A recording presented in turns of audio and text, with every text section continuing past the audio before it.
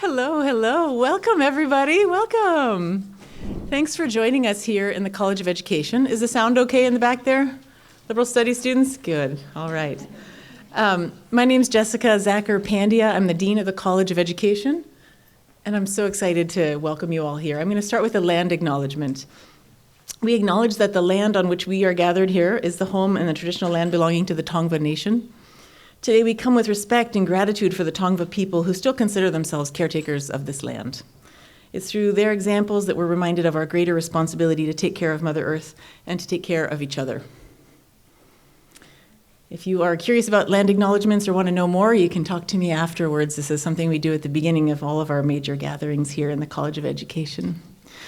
So I want to start by telling you a little bit about the College of Education. I'm just very excited and honored to be the dean and to be here talking with you all. We have about 1,400 students in the college. We run a liberal studies undergrad program. There's a lot of liberal studies students in the back in t-shirts, the SNCC t-shirts. Hi, folks. And most of them will go on to be future teachers. We have a bunch of initial credential programs and advanced credential programs for teachers, special education teachers, school counselors, principals. We have master's programs for school counselors, for principal leaders. We have a master's in curriculum and instruction, dual language learning. We have a higher ed certificate. And in about 2 years, we'll have an EDD in our college as well. Okay, yeah, thanks, Kitty. And you know, that's the work we do, and those are the students we serve. This morning, I was listening to President Parham, and he was talking about the fruits of education. The fruits of our labor are our alumni. So we have about 17,000 alumni from the College of Education. And I don't have the exact statistic, Felicia might, but a large percentage of those live within a 25 or 50-mile radius of campus where they also work. So they came from communities around here, they did their student teaching around here, and they work around here. Can I get the hands of alumni in the room? I know there are a few. Ah, welcome. Welcome. So we're here to celebrate you, our alumni, and we're going to hear later from one of our special alumni. We'll get to that in a minute.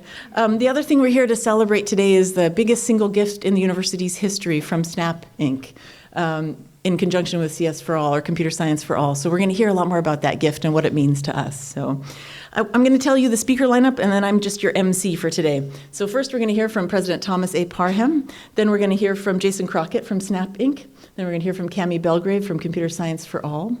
And then we're going to hear from our Rhiannon Chavez, former Teacher of the Year from LAUSD and a teacher at 186th Street Elementary School, just down the street. And then Mike Carlin, who is our assistant professor and the director of the SNAP Institute, is going to close us out here. After our formal speaking program here, you will be able to go out into the banquet hall, which you might have seen with some tables in it, and you'll see liberal studies undergraduates coding robots and doing some other fun coding there. So they're there for you to chat with and ask what they're doing and what they're learning and how they're learning in their classrooms. And then we have a reception outside as well. So without further ado, I'd like to welcome President Parham to the stage.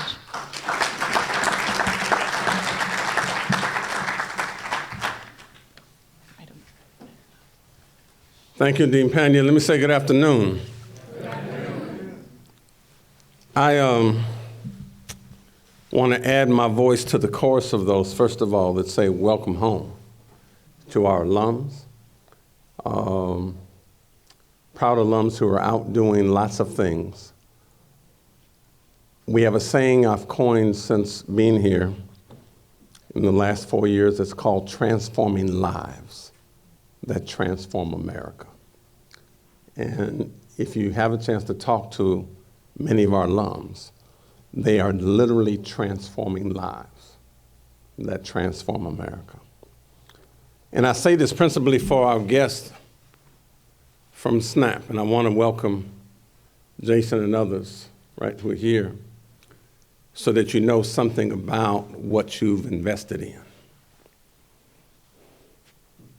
In my mind, there is no greater blessing in life next to being a parent than being entrusted with the personal and intellectual growth and development of students. And as we take that charge very seriously, on this campus, we have been able to recruit some of the best and brightest who not only salute the degrees that they've obtained, but the education that they have received and the mentorship that they have received from this wonderful faculty who are now out in the world making a difference. And they are then impacting future generations. We are transforming lives that transform America. Before I go any further, I want to make sure that you have a chance to say hello to a couple of people. Presidents do what they do because we are in partnership. And my partner and love of my life is our First Lady, Davida Hopkins Parham, so say hello to her.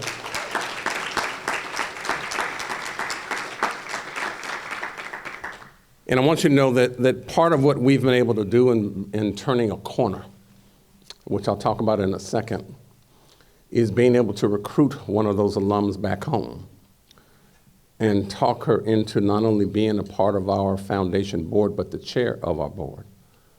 And she is one of the best examples that I have seen of people who literally put their time, energy, and treasure to making a difference, and has opened up everything from her pocketbook to the Rolodex, right, to make a difference for our folk.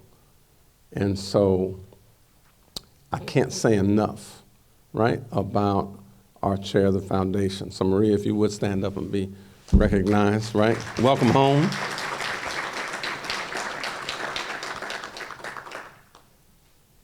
What makes this Dominguez Hills educational space so special? Recently, we were invited by the Biden and Harris administration and Secretary Cardona to a special summit at the Department of Education in August. And they invited us to this invitation-only space, 30 presidents, 4 of which came from the CSU. 2 of us then led workshops while we were there because they decided that there ought to be a new definition of education. Hear me well. Real power is not about military might. It's not about who got the biggest, baddest police force. It's not about who has the most money. Real power is the ability to define reality and make other people respond to that definition as if it were their own. The real power of this Dominguez Hills thing we've been doing is that we have now been able to redefine and frame the discourse that is now beginning to turn the corner on changing the definition of excellence in education so that no longer are people just looking at exclusively selectivity ratios and I only took the top 2 or 5% of this or that cohort and replicated privilege, but how we provided education to the broader swatch of the state citizenry through access. And it's the everyday people that Sly Stone talked about that we are providing an education for.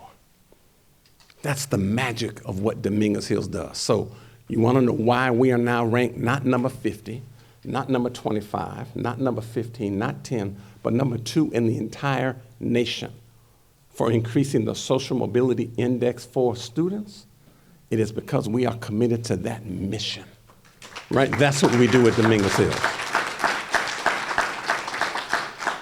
So I don't want to be long. I just want to brag a little bit about the Toro Nation and why we do what we do and why this mission is so noble, why this task is so important, why our efforts are so needed.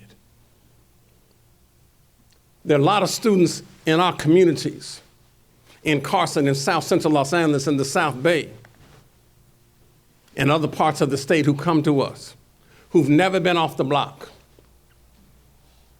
who don't know about the possibility and potential that education provides because, see, they never ran into Brother Malcolm, who reminded them that education is the passport to the future, for tomorrow belongs to those who prepare for it today.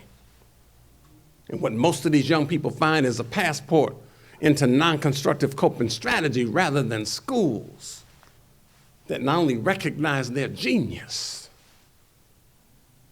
but are able to take them and cultivate their gifts and then put them on a pathway and a trajectory toward greatness that comes when you educate the mind. True education attracts the mind. And the enrollment challenges that some of our primary and secondary schools are having is not because, right, of the true education. People run from the mess we call education, not true education. Dean Pandy, you know what I'm talking about in here. That's why we take so much pride in what we do. So while we are here in this beloved space we call California State University, Dominguez Hills, we pride ourselves on not just being in the community, which some institutions are, but of the community. And being of the community means that we take a great deal of effort to make sure that we are engaging folk in the broadest possible education that we can, helping them to, right, engage in education. And one of the best ways to teach knowledge is through problem solving. So we're loving that piece. Now, it is true that there are social forces and environmental circumstances that make so many of these children that our teachers teach a population at risk. Absolutely true. But as we bring our message of hope, as we bring our messages of inspiration, we've got to have substance behind the rhetoric that allows students to believe that, yes, this is possible.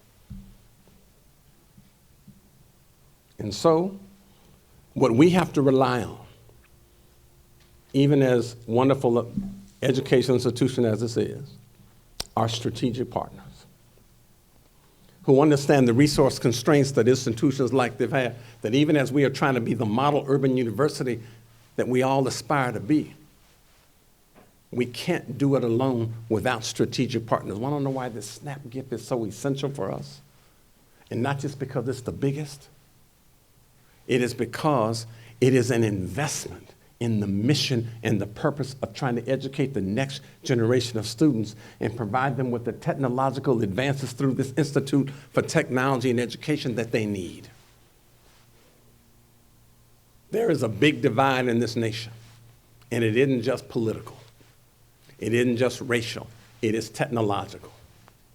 And the digital divide is huge for some of these folks who not only don't have devices, but don't have the bandwidth at home to be able to use them. Got to share them with parents who are now trying to work, siblings who are trying to go to school, those students who are trying to get an education as well, even if they got, right, a device that's there. The digital divide is real, folks.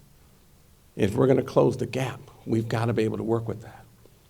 But we've got to train new generations of teachers who come along and who have the technological sophistication to be able to get down there and teach our young people what they need to know.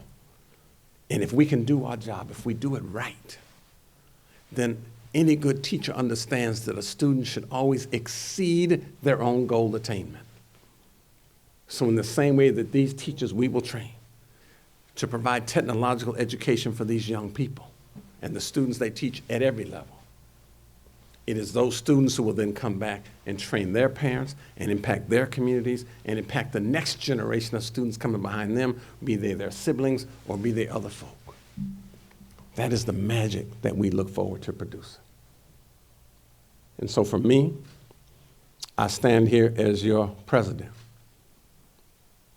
in a moment of tremendous pride, not simply because of the graciousness of this gift, which we are extremely grateful for, but because of the difference it will make in the lives of other people. I close by reminding us, much like the great Langston Hughes, when we talk about we should hold fast, Jason, to dreams, for if they die, life is just a broken-winged bird that cannot fly. We are in the business in this College of Education through these teachers that are impacting the lives of these students all around the region. And we train, by the way, the third most teachers who teach in LA Unified and impact what's happening in Long Beach and Compton and other places. We are in the business, right, of trying to mend those wings that break and preventing others so that they won't. That is the noblest mission we have.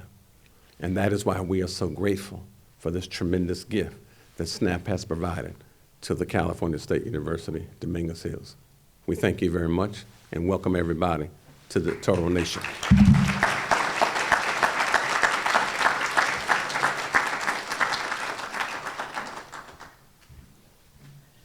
Thanks, President Parham. I'm very excited now to bring up Jason Crockett, who's the Public Policy Manager at SNAP. Jason, welcome.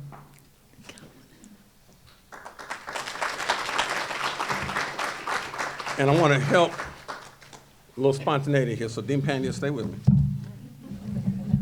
We have something that we've created in the Toro Nation here. Uh-oh. That is a challenge coin. Oh, wow. It has the seal of the university and California State University on the front. It comes from the Office of the President, the Toro Bull, our moniker, and transforming lives that transform America. On behalf of a grateful university, we present that to you and our colleagues at SNAP. Thank you. My pleasure. Thank you, President. Thank you. Thank you, sir.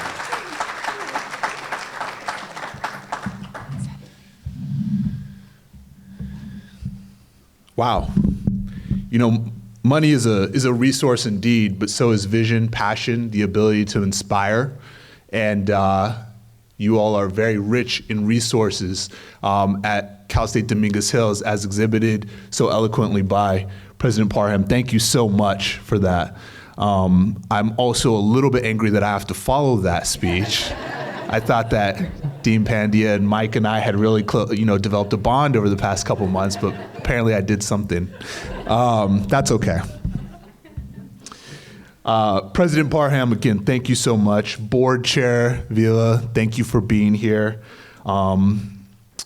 Faculty, honored guests, students in the back, thank you all so much for being here on this day of celebration. As we officially launch the SNAP Institute for Technology and Education.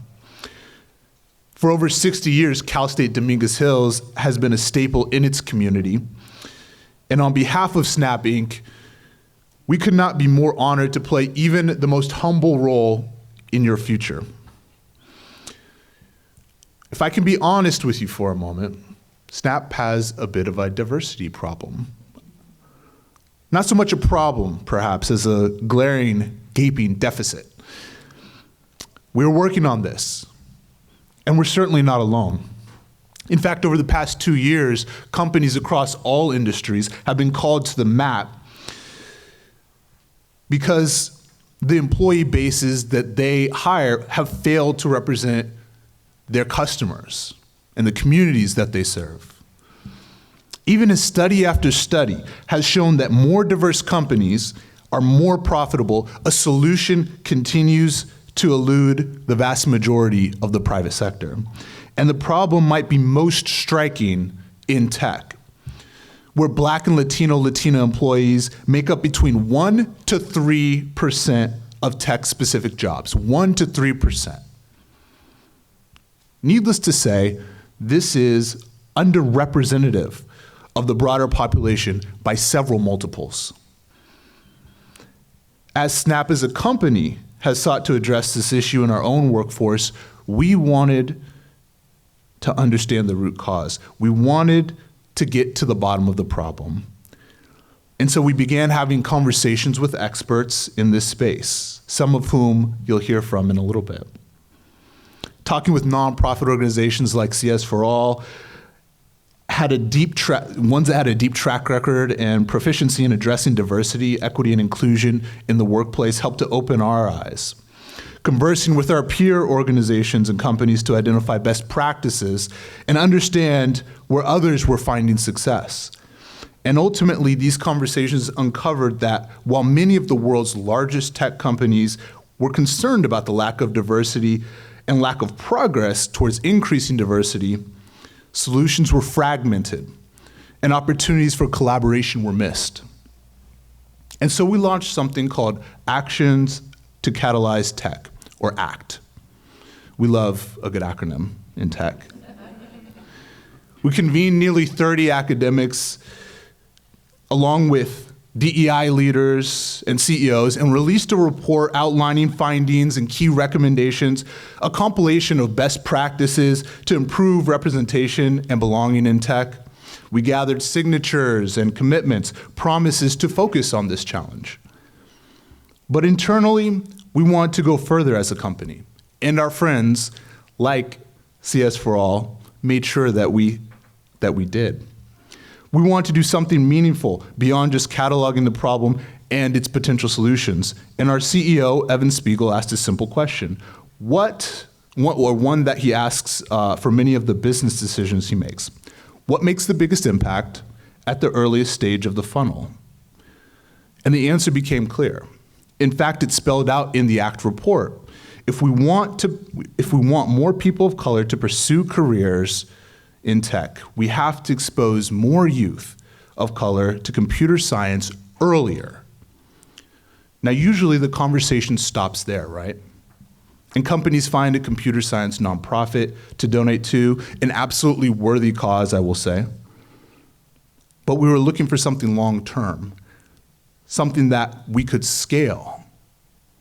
The smart people at CS for All told us we were on the right track, but we needed to go even earlier in the funnel.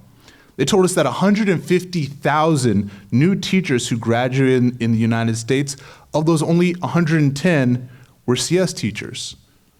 I did the math. I even double-checked it and used the calculator. That's 0.07%. So for us, that's when the light went off. That's when we recognized the high leverage point where we could make meaningful impact and add true value. If we want to expose more students of color to computer science, let's make sure we're training enough computer science teachers. So we sought out 4 university partners across the country who are willing to pilot something with us, to try something new, to address this issue. Ones with a track record of excellence in teacher education, ones that served the same diverse communities we were hoping to see better represented in our companies. If this is starting to sound familiar, that's because we're talking about schools like Cal State Dominguez Hills. And of course, because LA is home, we had to have one in our backyard. So from there, the choice was obvious. The choice for our first California-based site location had to be CSU Dominguez Hills. Now, since this announcement, Dean Pandya, Mike Carlin, raise your hand, Mike, there he is, humble guy, and the entire team have been working tirelessly to build a structure that will deliver on the opportunity of this moment, one that will allow for trial and error, that will adhere to the ethos of inclusion. And after only a very quick year, we are ready to see SITE come alive. On behalf of SNAP, know this: we will continue to be an ally and a resource in this work in any way that we can. And we cannot wait to see what this partnership accomplishes. You all are doing the hard work. Thank you so much for entrusting us to be a partner in this effort. We look forward to seeing what we can do together. Thank you.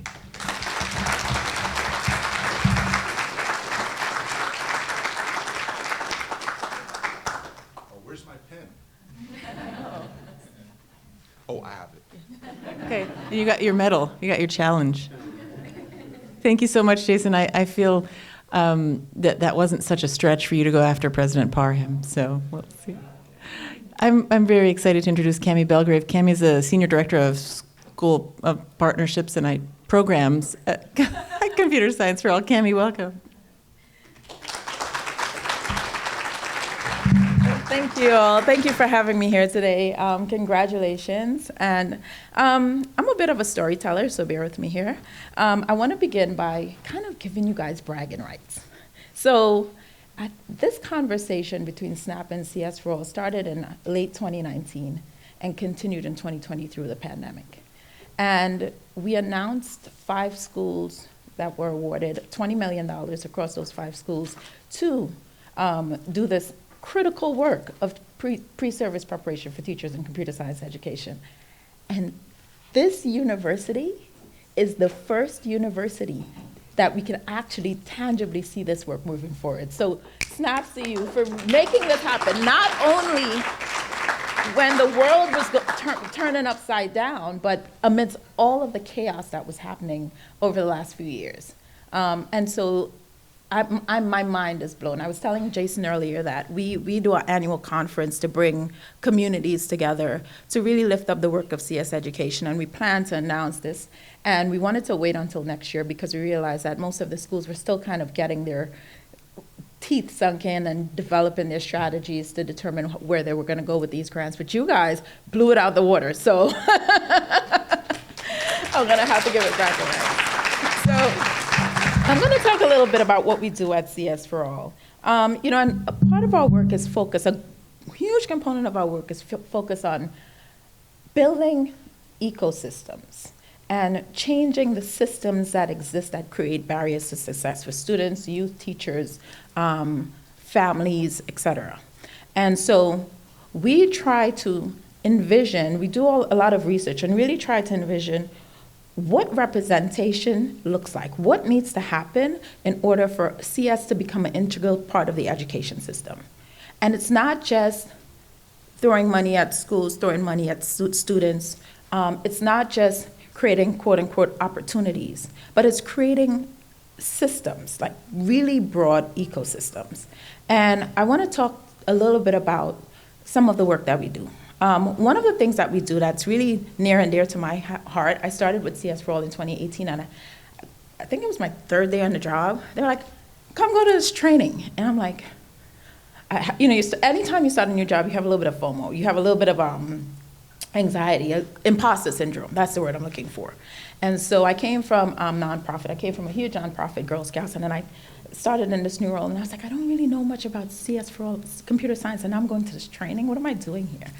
And one of the first activities they did was setting a vision, having us do an exercise where we set a vision for why CS is important.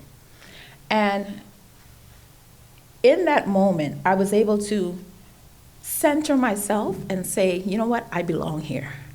Because I took the time to sit down, go through a series of rubrics, and we go through multiple components of a rubric.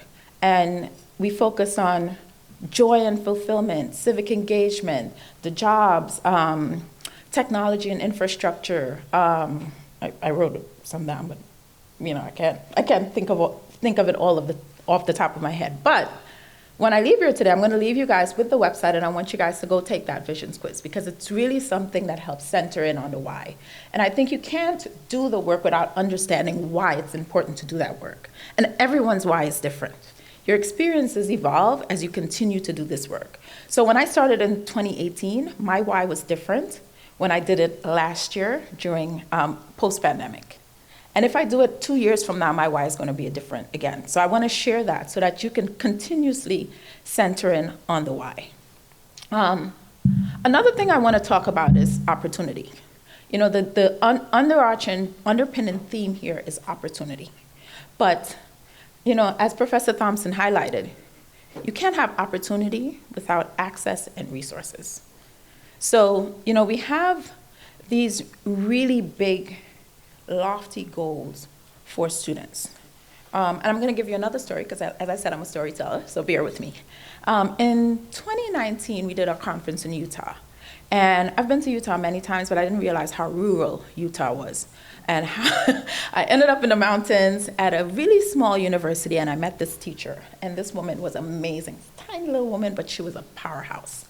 And so she started telling me about her path to where she is today. And she was the only computer science teacher in that university. She was serving Native American students, refugee students, and of course, immigrants. And she designed a program and partnered with the university, partnered with some community leaders to get scholarships in Utah, to get scholarships for underserved students to engage in this computer science program. And she was so happy with in the first year because her enrollment rate, she wasn't anticipating more than 30 students, and she had a pretty high enrollment rate. But then what she realized is halfway through the year, students started dropping out. And this was free. This was a free program. Rather than hanging her head and saying, oh my God, this is not working, what do I do? She took it upon herself to start investigating why. Why were these students dropping out of this program that's free? What are the barriers that are hindering them from grasping at this huge opportunity? This is an amazing opportunity. And so she started making phone calls, she started emailing, she started doing outreach to parents, students, and having those one-to-one conversations. And what she uncovered was, it was simple things, like some students live an hour and a half away, and if the car broke down or dad needed the car, they couldn't get to school. You know, it's seasonal. In the wintertime, some businesses shut down. So there was no money for them to come to school. And, you know, there was a number of varying issues. And so what she did was, and this is really phenomenal, this is one little woman, she rallied the community. Of course, one of the biggest problems was also access, to your point, broadband. A lot of them didn't have any computer at home, or there may have been one, they got the computer and they had to share it with their family. Some of them didn't have internet at all, they couldn't afford it. She rallied the community. She reached out to the cable company, she reached out to the local grocers, she reached out to the small businesses, she partnered with the university, and then she went down into Salt Lake City and rallied the government to get support for that university. And what that did was create an ecosystem, a network of support for those students that didn't have they had the opportunity, but didn't have the resources or the access to take advantage of that opportunity. And I think, you know, that in itself led to students re-engaging with the program, more students participate in the program, and now they have a thriving program. And as of 2019, there was a huge investment by the government to support CS Education for all students. So I tell these stories because I want to lift up the importance of community. This work is not done in silos. This work is done through dedicated teachers, dedicated faculty, dedicated businesses, dedicated folks that just want to have a conversation. Sometimes all it takes is a conversation, like that conversation between CS for All and SNAP, to move these things along. And we as humans, we have this, you know, society has wired us, and pardon my accent, I'm Trinidadian, so I'm still, but society has wired us to really think that we're limited. And we don't realize how unlimited our potential is. I have this, my friends always say, they call me, my friends tease me and call me visa face, because it's accepted everywhere. I'm accepted everywhere. And I'm like, no, I'm not visa face. I'm okay with no. If this person says no, I'm okay with asking another person and another person and another person, and eventually someone will say yes. When you take your ego and yourself outside of the picture, that's when you're able to move the mission and the work forward. And so I want to take this moment to remind you guys of this, the importance of not only ourselves in this work, but rallying our community together to move this work forward and support the students of color, immigrant students, first-generation college students, and not only students, but their families, because we need the family support, right? When she called and she realized that some of the families were like, oh, well, they bartered and they worked together to really create that ecosystem to help support that student, but they weren't aware of the barriers to success. So bringing together that community, I think, is really critically important, and I think that's part of the work that we have to continue to do forward, and that's the work that we at CS4All is focused on doing, making sure that the entire community is working together holistically to create an ecosystem to move this work forward, create a teacher pipeline, build capacity, work with community leaders, work with schools, work with districts to really help create that collective roadmap for students to really engage in access to CS education. So I want you to take that mindset, and I want you to take that vision quiz. It's visionsquiz.csforall.org, and really understand why you're here, why this work is important, and what that means for you, because it then helps you take yourself outside of yourself and see the big picture. So thank you for that.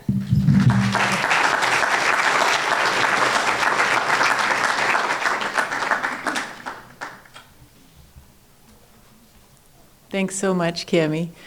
I'm now excited to bring up Rhiannon Chavez, who is a teacher at 186th Street Elementary School and an alumnus of our college. And Rhiannon said to me earlier, anytime you need me to talk about the College of Education, I'm happy to. So welcome, Rhiannon. Thank you. A little shorter than most. Thank you for having me. My name is Rhiannon Chavez. I got my credential here in 2014. And what I'm hearing from everybody are two words. It's community and relationships. I can say that I won LAUSD and LA County Teacher of the Year because of those two things. And where did I learn that? I learned that here at Dominguez. In 2014, I was a new mom. I had a 5-month-old baby, and I wanted to come back to school and get my credential. As some of you know, that's very hard to do with a 5-month-old. And my professors here, Professor Sapp, who I know is still here, he just supported me every step of the way.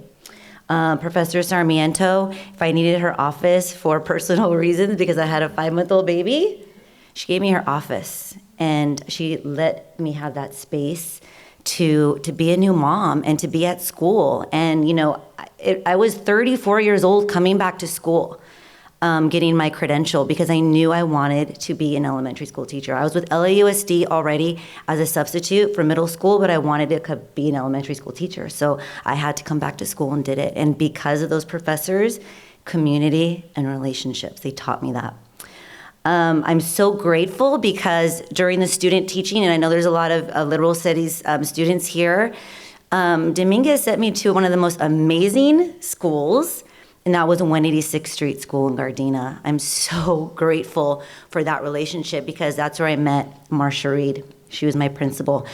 And for you're gonna be student teachers, it was from day one, it was like trying to get a job, right? So it was like my job application. I'm gonna show them what I can do. And I'm gonna take everything that I learned from Dominguez and I'm going to do it and I'm gonna show it. And Marcia saw something in me and she hired me that next semester. Relationships and community. Now I'm a mentor teacher, right? So it's come full circle. And anytime Marcia calls me, can you take a student teacher? Absolutely. Because I remember being that student teacher and wanting to learn and being excited. Marcia says that every child needs a champion, right? Every single student needs an adult to love them, care about them, and root for them in every capacity. And so that child, and I tell all my student teachers that come into my classroom, that child is somebody's everything. We have to treat them that way. We have to love them that way. We have to support them and guide them because they are somebody's everything. Community and relationships. When I was nominated for LAUSD Teacher of the Year, there's a lot of hoops you have to jump through and they want to see your lessons and they want to, you tell them what your passion is about being a teacher. What do you think my two things were in? Relationships and community. Even now, I was a 4th grade teacher, but now this is my first year as an out of the classroom teacher, as a restorative justice teacher. Relationships and community. On Fridays, I make home visits with our assistant principal, and one more time, relationships and community.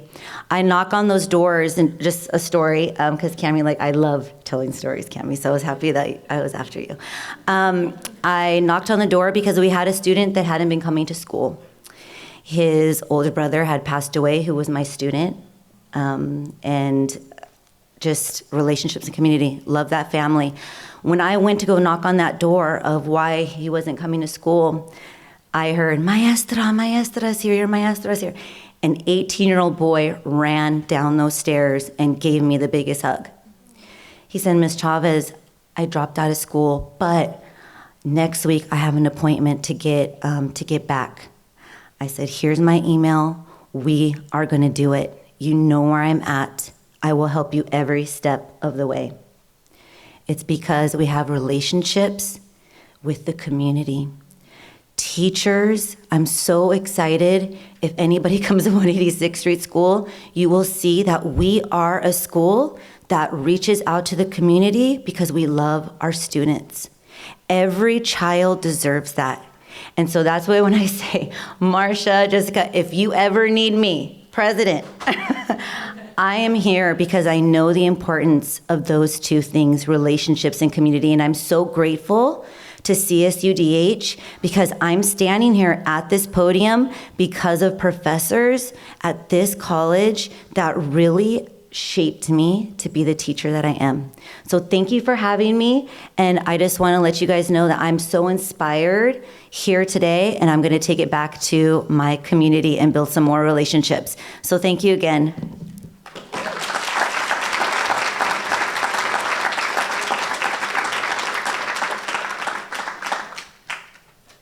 Thank you, Rhiannon. I'm going to readjust the mic for Mike.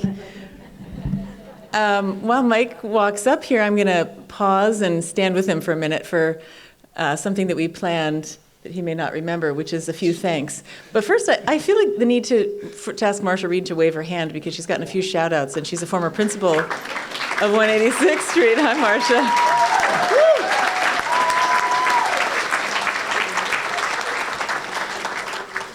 She didn't know we were going to do that, but I appreciate Marsha. So before I let Mike speak and close us out, we want to thank a few people in the room who've helped us. We were told not to thank any ceremonies and events people. Too bad. Too bad. We're doing it. Marilyn, Estella, Aranza. Thank you. Thank you. All our Communications team. Mila, Lily. Lily, Amy, our communications team. They've been very helpful. Thank you. Staff from the College of Education, Hasina Zaman, I don't know, Hasina's outside, I think, Miguel Terran Lopez, they've both been helping us constantly. Gina and Diana are here, thank you. I'm sure I'm missing someone. No, Felicia and the alumni team. Oh my for gosh, Felicia and the co-hosting. alumni team, With thank us. you. Wouldn't So, have been thanks. possible without you. I think that's everybody. If we think that's forgot every- anyone's, but. Yeah. Anyway, it's my pleasure to introduce Assistant Professor and Director of the SNAP Institute for Technology and Education, Mike Carlin.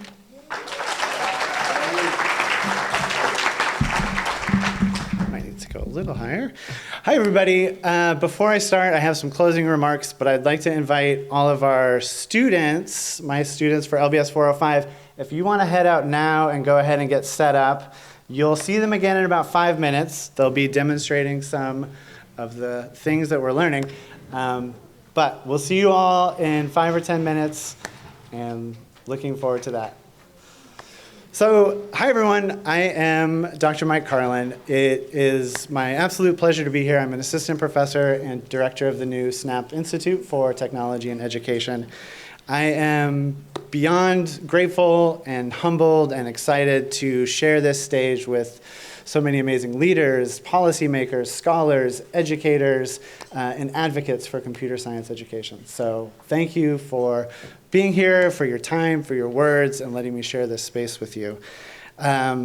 The conversation so far has talked a lot about why education matters and why the work we do at the College of Education matters, and also why technology and computer science education matter as well. Not just for our pre-service teachers or future teachers here in the College of Education, but also for students in the surrounding schools that we serve and support. So I'd like to take a minute just to bring it back home and talk about some of the specific work that we're doing here at the Institute, here at CSUDH, and talk about that early start we got to things, as Cami pointed out earlier. So as you've heard or maybe read in the program, our Institute's mission and vision is really centered around bringing high-quality computer science experiences to all of our pre-service teachers and students in the surrounding schools we serve. And we do that in 2 different ways. One is through curriculum and activities that challenges and pushes back against the ways that technology can harm folks and be used to perpetuate systems of inequity. Because as Jason pointed out, these tech spaces are often not just ones, and we really work to change and shift that landscape. And the other way we do that is through activities and curriculums that center joy. When Cami talked about the why do we do this? That's a foundational reason for us, centering joy, creativity, collaboration, and that's a lot of what you're going to see in just a few minutes as well. So we really want all of our pre-service teachers and students we serve to engage in computer science experiences that are relevant to their needs and interests, that inspire their passions, ignite their curiosity, and help them see that anyone can do computer science work, and it can be really exciting and fun and engaging. And you'll also get a chance to see the 9Dots folks out there who are wonderful LA County computer science providers, and I know that those ideas are central to their mission and vision as well, so we're very grateful that you all are here today as well. I'd love to share just one or two quick examples of how we're enacting this work. One is with 186th Street Elementary, who you've heard a lot about tonight, home of Ms. Chavez and the amazing Marsha Reed. Last spring, we brought out almost 30 of our pre-service teachers to work in partnership with the fourth grade teachers there and over 100 fourth grade students to put on this afternoon of unplugged computer science activities, major event all afternoon that we engaged with the teachers and students there, and our pre-service teachers were out, and it was a wonderful, holistic part of being with the community and of the community, not just coming in and saying, this is what we're doing, but building it collaboratively and co-constructing those things with our surrounding schools that we work in partnership with. And the other example I wanted to give was this summer in June, we also connected with the U.S. Department of Education, who invited us to be part of an inaugural cohort of universities in support of their new Digital Equity and Transformation Pledge. So they had seen the work that we were doing. They wanted us to be part of this team and help bring equity-focused technology integration practices into our pre-service teacher education programs and to share that work through research around those processes. So even though our work is deeply, deeply rooted at the community level, we're also already being recognized on that national stage for the work that we're doing. So those are two examples of the things that we feel really proud about so far. Thank you all so much for your time. We're so excited to celebrate with you.